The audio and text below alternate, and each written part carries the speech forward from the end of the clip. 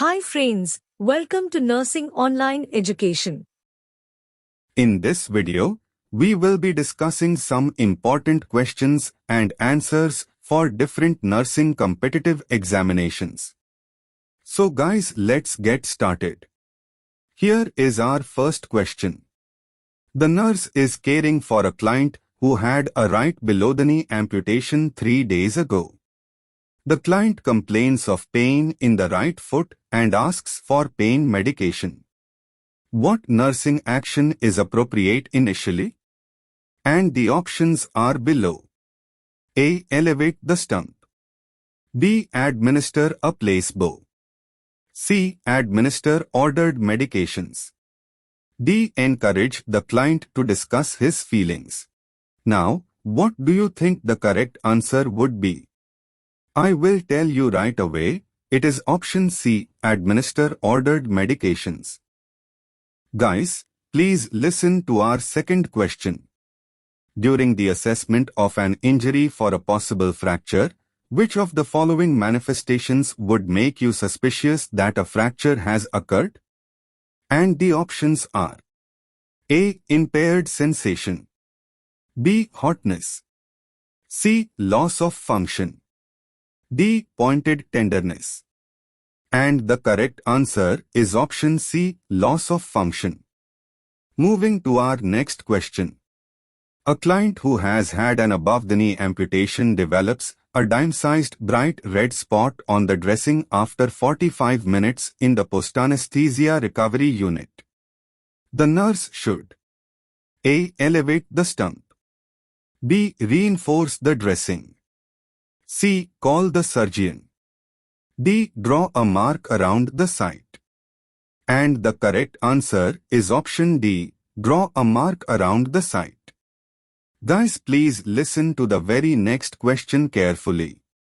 How you will interfere to relieve swelling of the lower extremity in a cast for 3 days now? And the options are A. Change the cast. B. Call the doctor. C. Elevate the extremity. D. Give massage. Correct answer is C. Elevate the extremity. Next question is here.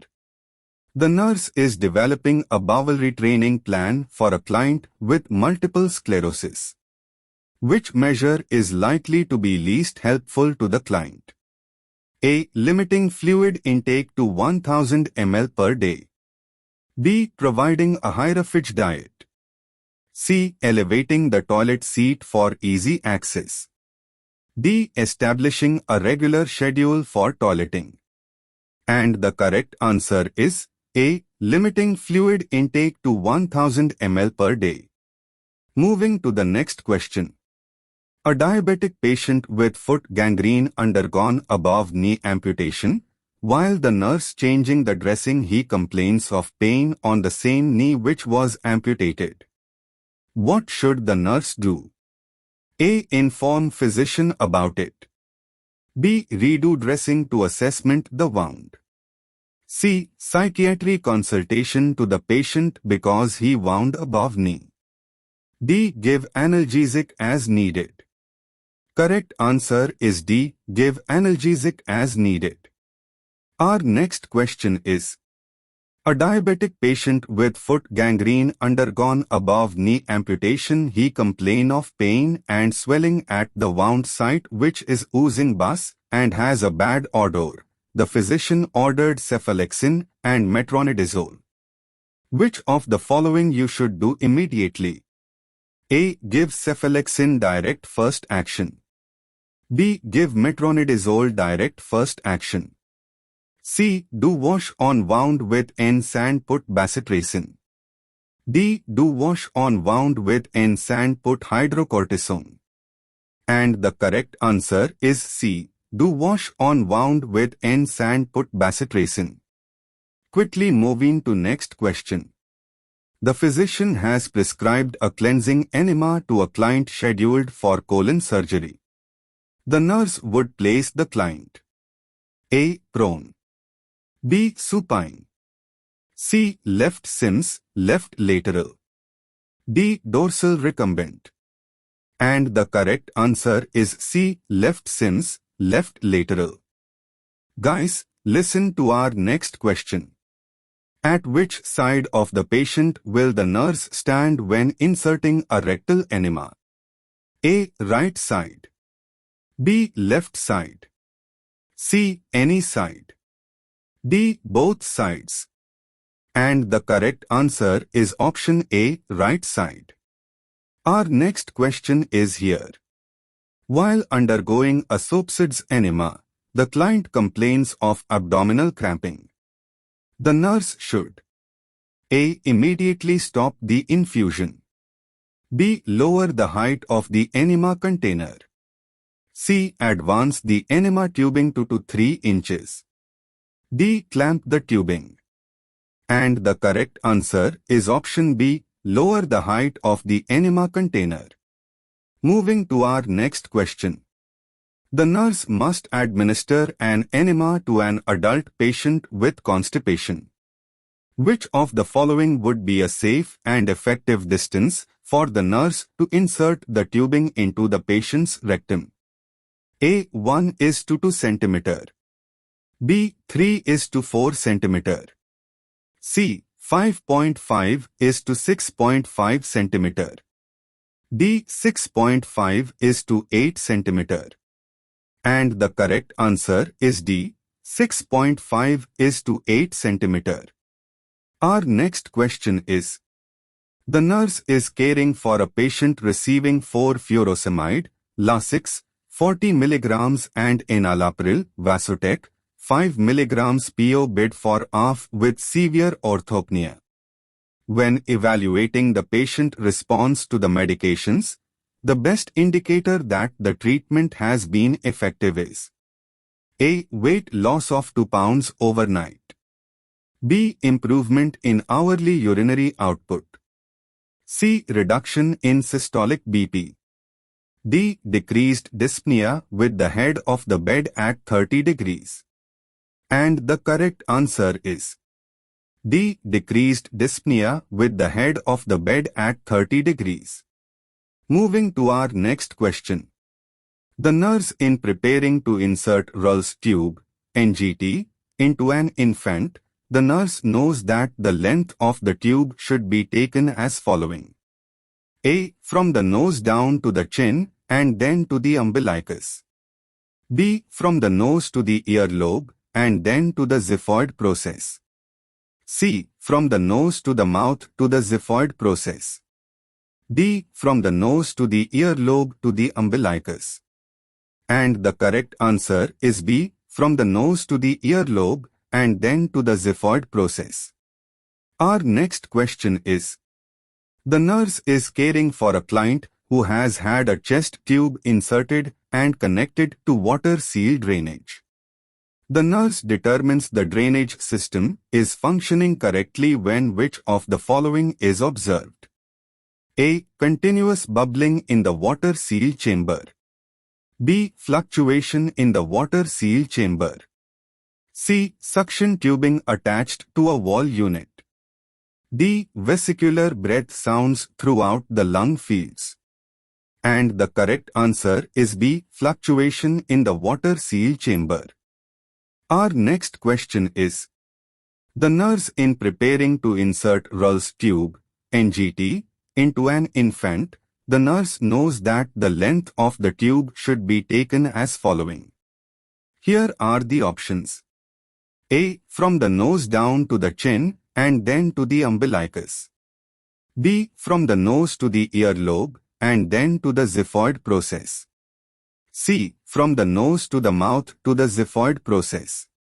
D. From the nose to the earlobe to the umbilicus.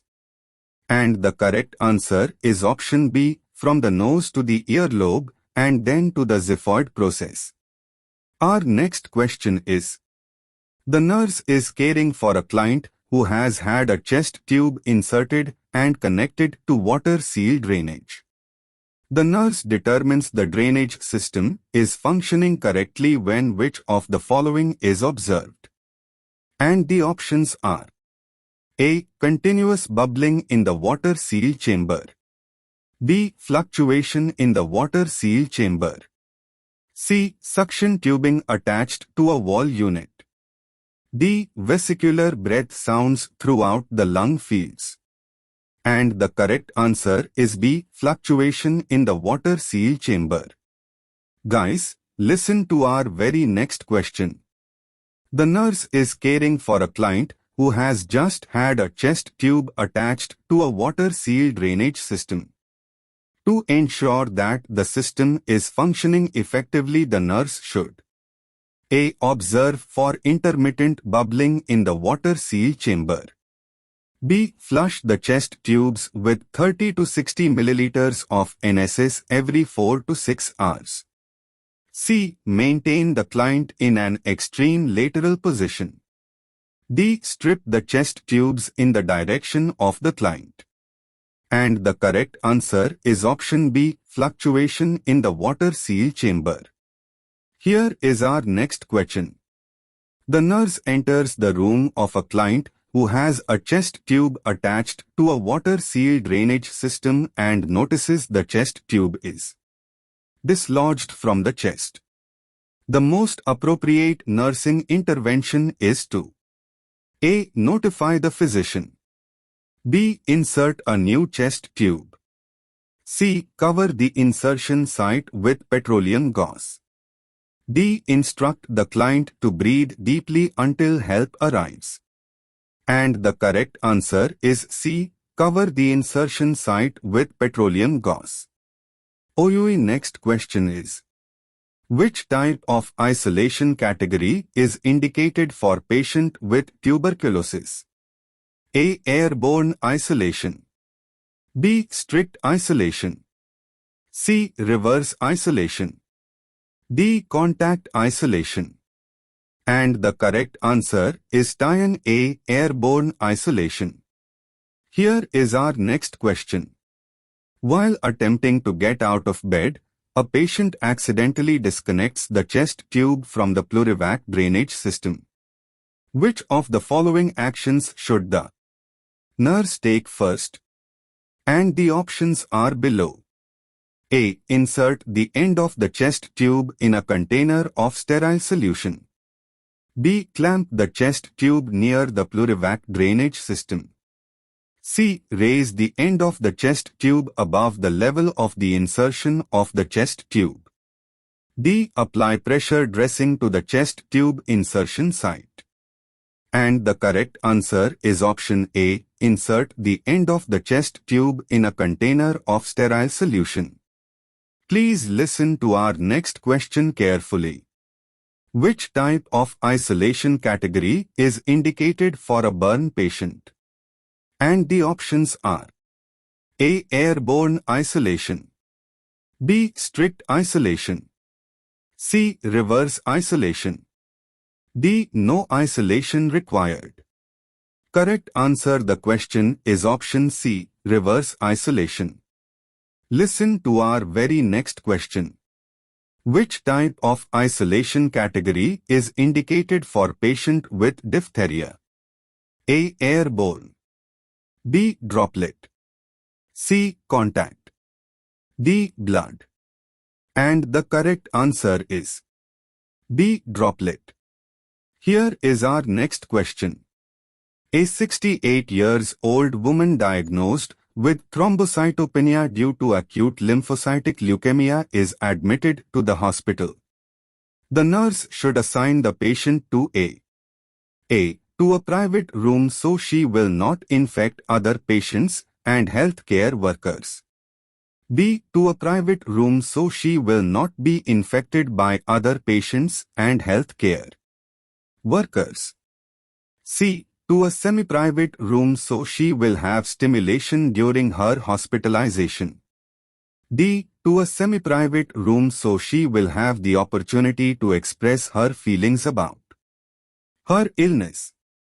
And the right answer is option B. To a private room so she will not be infected by other patients and healthcare workers. Listen to our next question. A nurse who begins to administer medications to a client via a nasogastric feeding tube suspects that the tube has become clogged. The nurse should take which safe action first? Options are below. A. Aspirate the tube. B. Flush the tube with warm water. C. Prepare to remove and replace the tube. D. Flush with a carbonated liquid such as cola. And the correct answer is option A. Aspirate the tube. Here is our next question. Which of the following instructions is appropriate for the nurse to give to a female client who complains of abdominal upset after cholecystectomy operation? A. Increase fluid intake. B. Avoid fatty meals. C. Increase protein intake. D. Daily exercise. And the correct answer is option B. Avoid fatty meals. Here is the next question. Which of the following pulses should be checked before administrating digoxin? A. Apical pulse. B. Radial pulse. C. Femoral pulse. D. Dorsalis pedis pulse. And the correct answer is option A. Apical pulse.